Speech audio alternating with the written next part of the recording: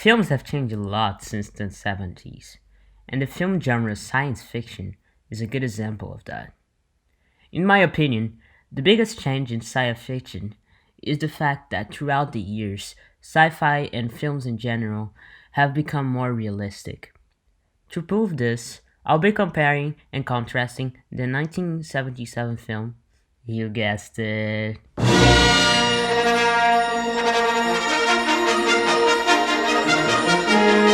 with the 2015 film. Both of these films are very well done and good examples of the genre of sci fi in their corresponding years. To start things off, I have to address the cultural context in the 70s and how technology was developing in a rapid streak. The 70s were the years where technology was not only accessible to the filthy rich, but also to the public. Things like TVs, arcades, emails, and even the first ever cell phone only became popular in the 70s. The people never saw technology being so predominant, and due to the rapid pace technology was evolving, they had truly no idea what the world would look like in 30 or 20 years from now. Back to the Future is a good example of this. And when the main characters travel to the version of the future, 2015, they see things like flying cars, super advanced drones, and even robots.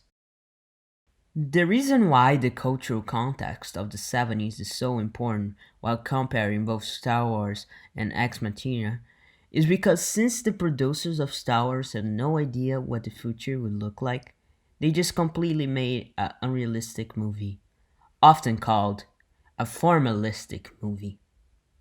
In Star Wars, there is super advanced technologies like laser guns, robots, spaceships, lightsabers, and so many more, and all of which are completely unrealistic for the next 200 years or so, maybe even more.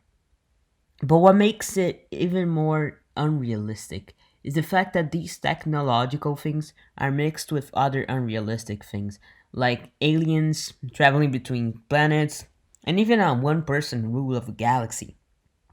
Things like that are completely unrealistic and will probably never happen. Ex Machina is about a super rich guy, Nathan, who builds a very realistic AI, Ava, which is totally doable in like 20 years or so from now. The biggest thing of this movie is whether or not robots can have emotions. And at the end of it, we find out that they really can't. And Ava was manipulating the main character, Caleb, the whole time. Despite having a robot as the main part of the plot, Act Machina is very realistic with the actor's performance, and just overall, both the movie and Ava feel realistic. This long take, where Nathan is dying shows signs of realism because it's not caring about making a pretty shot, but making a continuous shot without much edit, and that feels more real to the audience.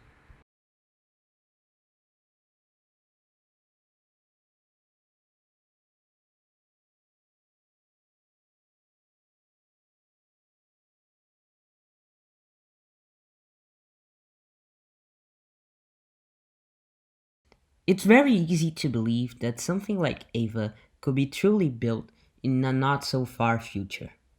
And this is all due to us having an understanding of what a not so far future will look like. In the 70s, people could never imagine what the internet, cell phone, or computer would look like, which is why they didn't even try to imagine it. It just created a realistic movie, and like previous mentioned, called formalistic movies today. In today's films, however, it's much easier to predict the future, and we have so many tools to do that. There are, of course, exceptions to this, as many filmmakers just prefer more formalistic approaches. One example being Guardians of the Galaxy, where aliens and spaceships are everywhere. It truly all depends on the filmmaker's style, and what message he's trying to go for, and if he wants his film to be remembered or not. It's up to them to decide, not to us.